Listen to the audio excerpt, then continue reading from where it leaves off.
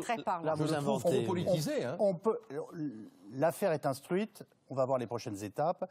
Thierry Herzog a posé un recours auprès de la Chambre de l'instruction. Voilà, ça sera la première réponse que nous aurons. Ça, c'est son rôle d'avocat. Bien entendu, Moi, je ne suis pas l'avocat de Nicolas Sarkozy. Mais alors, peut-être, je peux vous formuler les choses. Et on passe, s'il vous plaît, à Jérôme Cahuzac. Parce que, non, mais comment... Mais il y en a.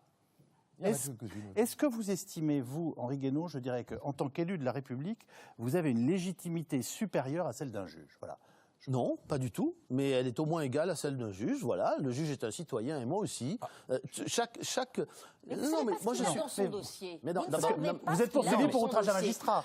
Je ne comprends pas comment on peut juger un juge quand on ne sait pas ce qu'il y a dans son dossier. Permettez une seconde. Non, mais vous connaissez le dossier? Mais non, mais je ne me permets pas de juger. Mais non, jugez de mon appréciation. J'attends la justice. Je crois que je vous ai posé une vraie question. Ça vous paraît crédible? Vous voyez? Mais il y a des règles dans une société. Si vous commencez à ne pas les accepter, moi je les accepte plus. C'est une instrumentalisation. Alors voilà, on les acceptera plus. Et d'ailleurs, on ne va pas écouter M. Calvi. Et puis on va pas vous écouter. Continuez à érupter. Continuez à érupter. Non, là, pardon, c'est vous qui arrêtez. Non, mais c'est vous qui hurlez. Pardon. Vous m'accusez de porter un jugement sur le juge gentil. Je dis, je n'ai pas le dossier.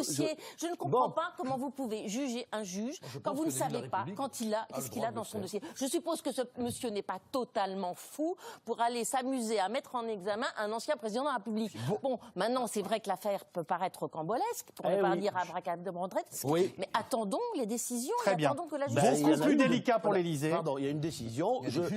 Pardon. Oui, mais attendons de voir. Et pourquoi j'ai pas le droit de porter un jugement moral? Mais parce que vous ne savez pas ce qu'il y a sur le fond. Mais j'ai pas le droit de porter un jugement moral. Les votes de recours n'ont servi à rien. Vous l'avez mis en examen pour un de vos amis. Eh bien, il a qu'à venir devant Cher Henri Guénaud, expliquer sur quelle base il a vous êtes cité à comparaître. Vous êtes cité à devrait. Pour respecter le peuple français au nom duquel il rend la justice. Vous faites la Constitution comme ça? Oh ben la Constitution, mais vous savez, pendant ce temps-là, nous ne parlons pas. S'il vous plaît. Guylaine Ottenheimer, il n'y a pas que les femmes qui ont le droit de parler. Non, mais pardon, moi j'ai pas de leçon à recevoir, j'ai pas de leçon de morale et de République à recevoir. Vous savez bien. Si, c'est ce que vous venez de faire. Non, beaucoup plus délicat. On y va. Non. C'est quelque chose que vous ne connaissez pas et que personne ne connaît. Non, attendez, soyez gentils, ne vous y mêlez pas. Il parlait de poursuivi pour On peut parler de la situation de Jérôme Cahuzac, sur votre respect. Merci. Je n'ai rien reçu, mais si je suis poursuivi pour outrage, ça voudra dire que la République se porte bien mal parce que l'outrage à magistrat, ça n'est pas fait pour ce genre de Et vous évoquerez des explications morales, comme vous venez de le faire devant nous. Eva Joly, Jérôme Cahuzac aurait-il dû... Non, je peux pas rester comme... Non, attendez. Un juge d'instruction a un travail extraordinairement difficile. C'est la raison pour laquelle certains avaient pu s'interroger sur la survivance de cette institution. Il doit instruire à charge et à décharge. Bon, excusez-moi, c'est humainement très difficile. Eh bien, en l'occurrence, moi, j'ai le sentiment qu'on n'a pas instruit à charge et à décharge. Mais je vous dis pas que je sais, je vous dis que c'est mon opinion. Je suis dans une république, j'exprime mon opinion, je suis outré, j'exprime mon indignation. Mais oui. J'ai le droit. Mais non, vous n'avez pas le droit de... Et si j'ai le droit? Non. Mais Parce si. que moi, si je Mais au nom de quoi il n'a pas le droit? On va arrêter là.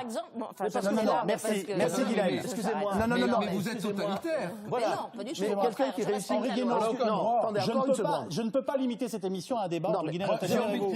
Non, attendez. Si vous étiez privé de parole, je comprendrais, ça n'est pas le cas. On vous entend depuis une semaine et moi je trouve ça tout à fait normal. Merci. Sur l'ensemble des médias, je suis ravi de vous accueillir ce soir, mais je tourne la page de ce dossier-là. Eva Joly, Jérôme Cahuzac, aurait-il dû démissionner plus tôt? Et je rappelle que c'est un dossier évidemment plus délicat pour l'Élysée puisqu'il s'agit du départ du ministre du Budget. Je trouve que dans ce dossier, les choses ont été assez bien faites. C'est-à-dire l'enquête préliminaire d'abord, parce qu'on n'avait qu'une rumeur. L'enquête préliminaire qui démontre que l'enregistrement est bien la voix de Cahuzac et la démission. Par contre, vu du côté... Probablement la voix de Cahuzac. Probablement. C'est ça. Confirme que c'est probablement, et également probablement la voix de son banquier. Donc là, les institutions ont bien marché. Le procureur a ouvert une enquête préliminaire.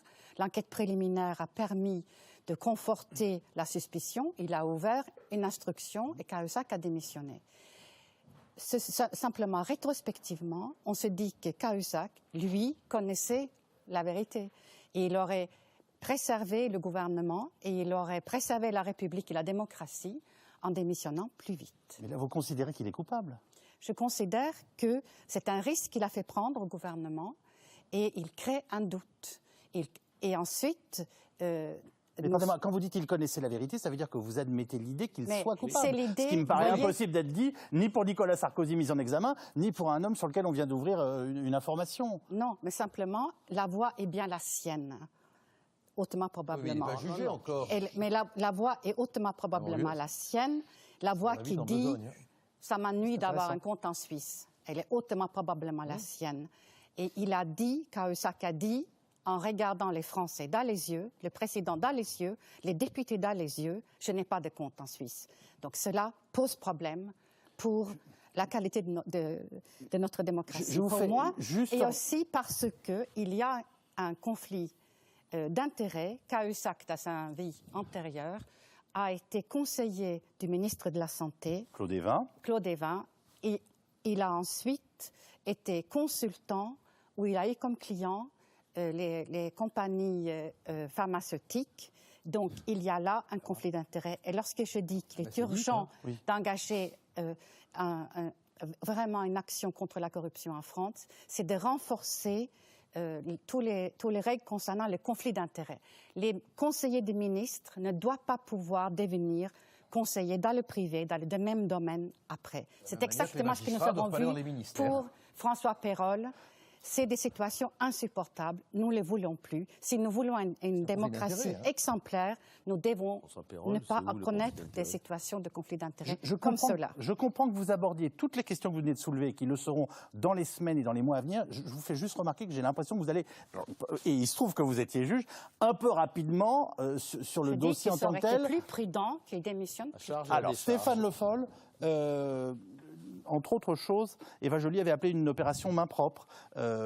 François Hollande, est-ce que vous pensez qu'elle est nécessaire?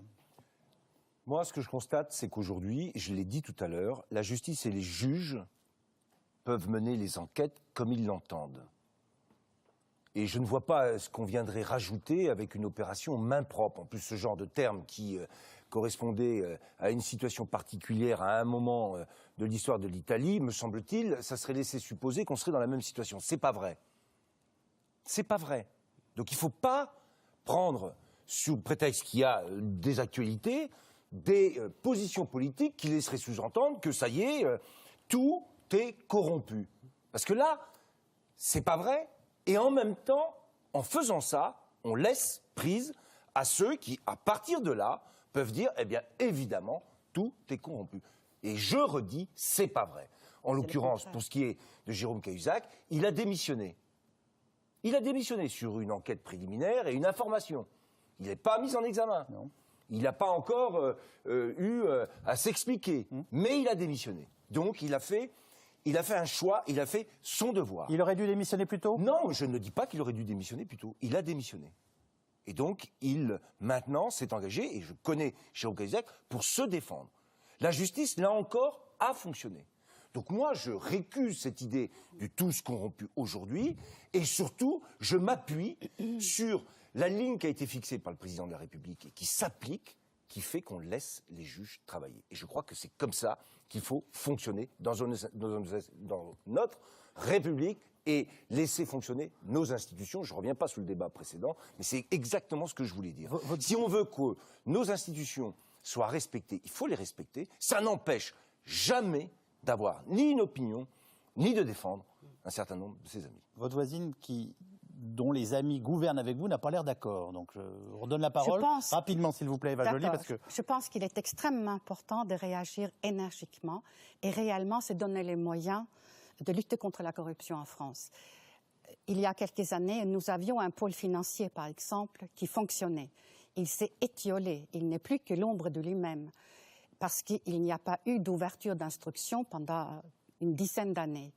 On voit à Marseille, par exemple, il y a l'affaire de Guérini, il y a l'affaire de Sylvie Andrieux, il y a d'autres enquêtes en cours, il y a des enquêtes dans le Nord. Il y a vraiment beaucoup d'affaires qui indiquent qu'une action énergique est nécessaire. Donc, renforcer les pôles d'instruction et renforcer les corps de contrôle. renforcer le contrôle de la répression des fraudes, par exemple. Toutes les questions de la viande récemment le démontrent. Tout cela a été démonté sous Sarkozy. Il faut le reconstruire. Et de même, il faut sérieusement changer le statut de l'élu et supprimer le cumul des mandats, qui est une source de corruption pour moi. Gilbert Colère, on dit que ces affaires, ça ne profite qu'au Front National. Et tout nous profite. Je vois un tweet qui nous dit « Le FN qui crie toujours la corruption en termes populistes est tout d'un coup bien frileux aux actions judiciaires. » À l'heure actuelle, tout nous profite. C'est bien simple. Comme si on était les financiers de tous les malheurs du moment pour que, sur le plan électoral, ça nous réussisse. Moi, la seule question que je me pose, c'est est-ce que ça profite ou non à la France? Et je crois que ça ne lui profite pas du tout. Au passage, je rappelle quand même que le fameux juge qui est à l'origine en Italie de l'opération main propre, s'est retrouvé impliqué dans une histoire immobilière avec un nombre d'achats considérables d'appartements dont on pensait que les fonds avaient des origines douteuses. Donc là, vous nous dites que les juges sont corruptibles? Non, je dis que je me méfie de Tartuffe. Me méfie de Tartuffe, c'est-à-dire que... On parle d'êtres humains, ça voilà, pas de voilà. doute, oui. Alors, je veux dire que soyons prudents, voilà, soyons prudents. Et n'oublions pas quand même que lorsque la terreur éclate, on décrète l'an 1 de l'égalité. J'ai pas compris, c'est qui Tartuffe? Eva Joly? Oh non. Non, quand même pas. Non, je ne pourrais pas me le permettre. Non. Tartuffe, ce sont les gens qui s'imaginent que, en déclenchant des opérations de tous les côtés et en décrétant qu'il y a des élus d'un peu partout qui sont pourris, on va arriver à améliorer la situation. Moi, je pense qu'on ne gagne rien à discréditer le personnel politique. Vous voyez, là encore, vous allez hurler en disant comment... Je me félicite de cette conversion. Bon, oui. C'est pas une conversion. J'ai toujours été comme ça. Le mot d'ordre du Front National, dont vous avez rejoint la mouvance, c'était autrefois tête haute, main propre. Monsieur le curé, vous n'êtes pas converti. J'ai toujours été comme ça. Et je considère, et c'est mon opinion et je la partage, qu'on n'a rien à gagner à détériorer l'image du personnel politique. Et monsieur Cahuzac, qui a démissionné, il aurait pu rester à sa place s'il n'avait pas été le ministre du Budget. Parce que là, il y avait vraiment entre l'incrimination qui pèse sur lui, recel de blanchiment d'argent lié à la fraude fiscale, quand on est ministre du Budget, c'est très gênant. Voilà. Mais comme il n'avait pas été condamné, comme il n'avait pas été mis en examen, comme aucun juge constitué en tribunal ne l'avait condamné, moi, avec mon expérience de la justice, je me serais bien gardé de dire « cet homme est coupable ». Parce que moi, j'en ai vu des hommes traînés devant des juges, mis en examen, piétinés, renvoyés devant le tribunal, condamnés et relaxés en appel. Ça rappelle peut-être des souvenirs à certains ici. J'ai vu des vies brisées et j'ai vu des salauds s'en tirer. Et j'ai vu des juges dormir sur des procédures et, comme c'est le cas récemment, des assassins se retrouver en liberté et les parents venir me voir pour pleurer. Alors je deviens très prudent.